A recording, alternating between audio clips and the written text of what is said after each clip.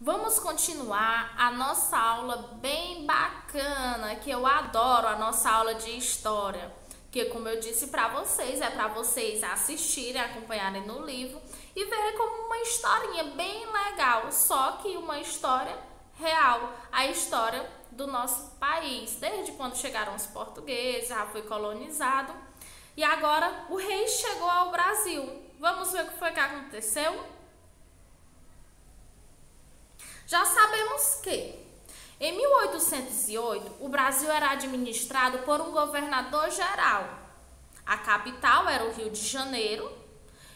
Já tinham se interessado pelo pau-brasil, pela cana-de-açúcar e agora a sua principal riqueza, o principal investimento é o ouro, que a gente falou do ciclo do ouro na aula passada, e parte desse ouro era enviado a Portugal. A gente falou na aula passada que os portugueses, o rei de Portugal não estava contente com os impostos, com a parte que ele decidiu que queria, que era a quinta parte desse ouro, que aí não estava dando mais para os mineradores conseguir toda aquela parte, e eles organizavam as derramas, que era justamente ir e bater de casa em casa, amedrontar, justamente para que as pessoas, os mineradores, pagassem essa parte. Ou seja, os portugueses pensavam que estavam sendo roubados. Porque o rei veio para o Brasil. É importante você saber que no século XIX a Europa enfrentou conflitos, tá? Toda a Europa estava enfrentando muitos conflitos. E Napoleão Bonaparte, que era o imperador da França, queria dominar a Europa e já tinha derrotado muitos países, como a gente vai já ver aí no mapa. Ele já tinha derrotado muitos países e aí queria derrotar o resto, o que ele não tinha conseguido ainda. Ele queria dominar toda a Europa, entenda bem. Inglaterra possuía uma forte economia, e tinha uma moderna navegação e um comércio muito vasto. E a Inglaterra fazia comércio justamente com Portugal. Para prejudicar a Inglaterra, que não se rendeu ao rei Napoleão, ele decretou o bloqueio continental, que é essa parte pontilhada, rosinha, que você está vendo aí no mapa. Por que ele fez isso? Ele queria que a Inglaterra sofresse as consequências por não se render, tá certo? Esse decreto ameaçou Portugal. Seu comércio era feito com a Inglaterra. E aí, ele prejudicando a Inglaterra, que aí é em Londres, ele prejudicava Portugal também. Portugal não obedeceu, ele falou para o rei Napoleão, disse para Portugal não fazer mais comércio com a Inglaterra, mas não obedeceram, tá? Nem Inglaterra e nem Portugal. Então Napoleão decidiu invadir Portugal. Ah, você não vai me obedecer não? Pois eu também vou tomar Portugal para mim, eu vou tomar tudo. E aí a Inglaterra ajudou Dom João a fugir para o Brasil. Como eu já falei, que eles tinham a navegação muito moderna. Então, eles se juntaram e aí a Inglaterra ajudou a fugir para o Brasil justamente para escapar da invasão de Napoleão Bonaparte. A gente pode ver aqui no mapa, vamos só analisar o mapa um pouco. A parte pontilhada rosa, que é o bloqueio continental. A França, que eles já tinham dominado essa parte toda, os países dependentes, que são esses aí de amarelo bem clarinho, as vitórias de Napoleão, ele já tinha dominado toda essa parte aí que tem um asteriscozinho rosa. Bora lá? A corte vem para o Brasil. A corte portuguesa se reuniu e fugiu para o Brasil. Quem veio para o Brasil? Aproximadamente 15 mil pessoas veio a família real, tá? E aproximadamente 15 mil pessoas vieram para o Brasil, fugindo de Portugal. Partiu de Lisboa no dia 27 de novembro de 1807. Desembarcou em Salvador, em janeiro de 1808 e foram exatamente 54 dias de viagem. Imaginem aí o que é passar 50 dias de viagem dentro de um barco. Após 2 meses, dia 8 de março, chegou ao Rio de Janeiro. Eles desembarcaram em Salvador, mas ficaram lá. Depois de 2 meses, vieram para o Rio de Janeiro. Foram para o Rio de Janeiro, desculpa. E o Brasil tornou-se sede da monarquia portuguesa. Dom João governava no lugar de sua mãe, Dona Maria I, tá? Ele era o príncipe regente. Ele governava no lugar de sua mãe. Como a gente pode ver aí na imagem, o momento que eles chegaram. E aí, o que foi que aconteceu no Brasil? Foi bom ou foi ruim a coroa portuguesa vir para o Brasil? Dom João governava a colônia brasileira e todo o Império Português do Rio de Janeiro, tá? Lembrando que ele governava todo o Brasil, só que quem se desenvolveu mais, claro, justamente, foi a cidade onde ele estava. Qual era a cidade onde eles estavam hospedados? No Rio de Janeiro. O que foi que aconteceu? Abertura dos portos brasileiros às nações amigas, produtos de diferentes países sem precisar passar por Portugal. Antigamente, sabemos lá, que Portugal não deixava coisas chegarem ao Brasil e nem Brasil fazer comércio justamente, por exemplo, com a Inglaterra. Tinha que passar por Portugal primeiro e Portugal decidia o que fazer, justamente para o Brasil não se desenvolver. E aí, quando a família real chegou, isso não precisou mais acontecer. Aí também teve a modernização da cidade do Rio de Janeiro. Foram construídas escolas, biblioteca, museu, academia, hospitais, entre outras coisas. Ela se desenvolveu, tá?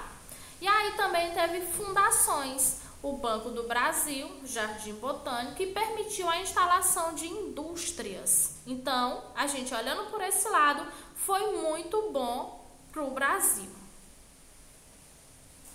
Brasil, Reino Unido a Portugal.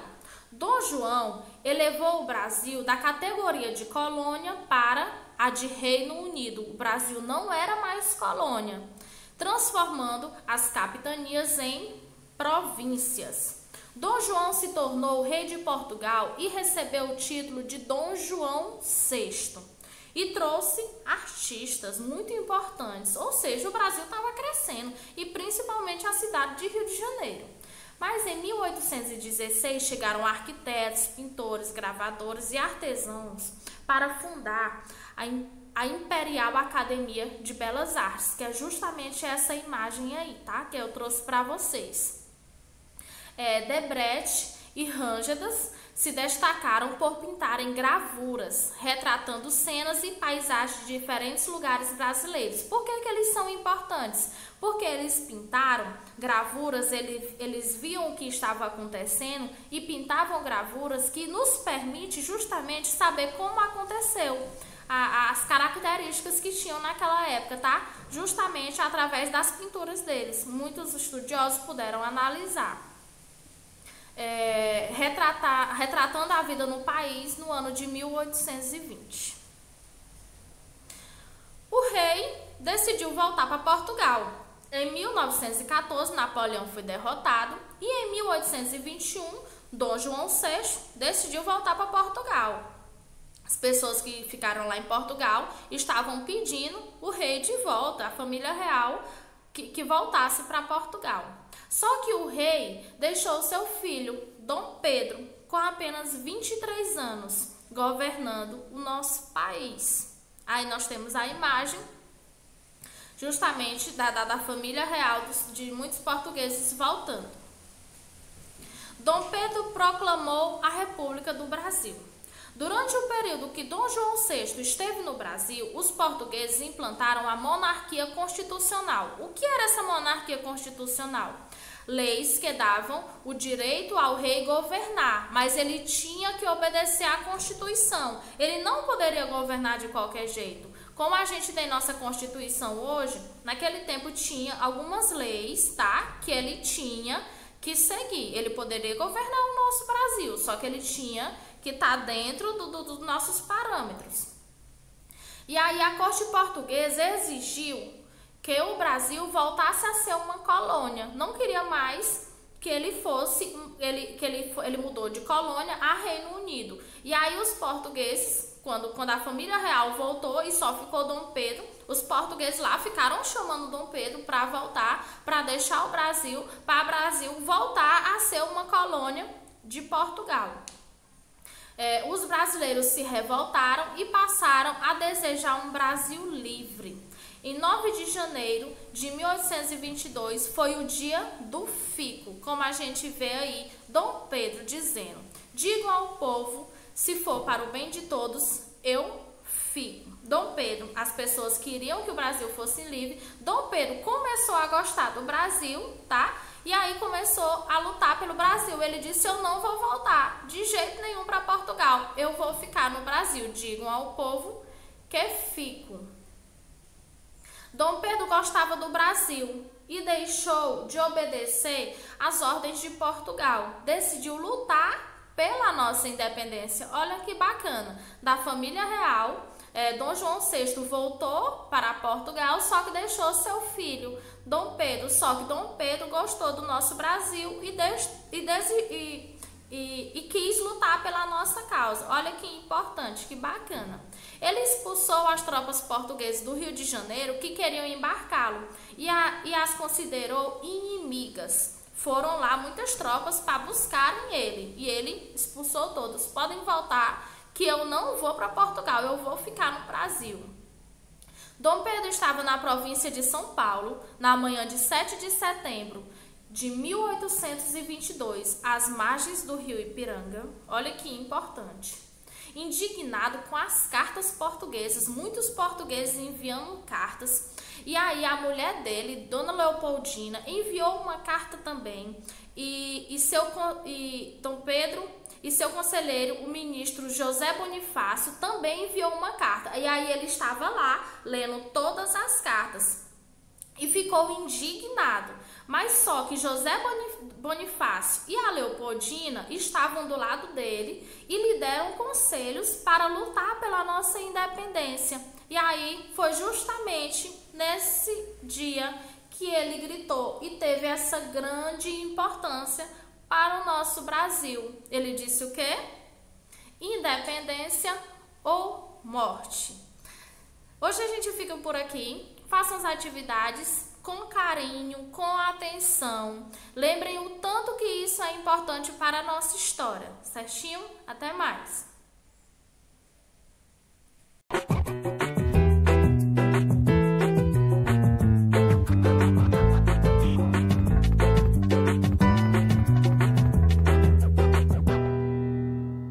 Em 1808, um acontecimento muda profundamente a nossa história.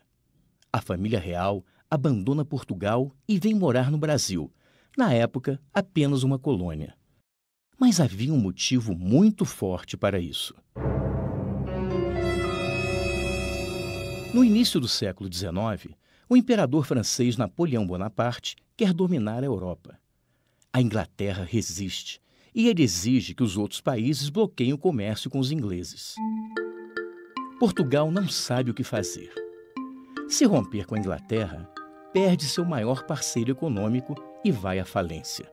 Se não romper, é invadido pelos franceses. Na dúvida, o príncipe regente Dom João VI prefere não arriscar o pescoço, põe toda a sua corte em alguns navios e vai embora para o Brasil.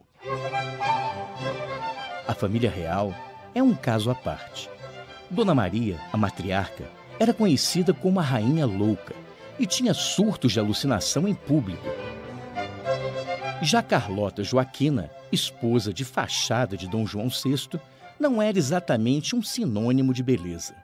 Mulher independente e política habilidosa, conspirava frequentemente contra o marido para assumir o trono. O Rio de Janeiro recebe a realeza com festa, mas os portugueses recém-chegados enfrentam problemas para se adaptar a uma cidade precária, sem nenhuma estrutura urbana. Por isso mesmo, várias pessoas são desalojadas de suas casas, que passam a abrigar os quase 12.000 membros da comitiva real. Milhares de empregos públicos são criados para sustentar toda essa gente, e a política do favorecimento vira uma prática, com os tradicionais rituais de beijamão de Dom João VI. O Brasil abre os portos para a Inglaterra, que, em troca, abre os cofres para o Brasil, alimentando a nossa eterna dívida externa. Mas o dinheiro em circulação também traz melhorias para o país, que, com o passar do tempo, deixa de ser colônia para se tornar um reino. O Rio de Janeiro ganha ares de cidade maravilhosa, com saneamento, ruas calçadas e edificações modernas.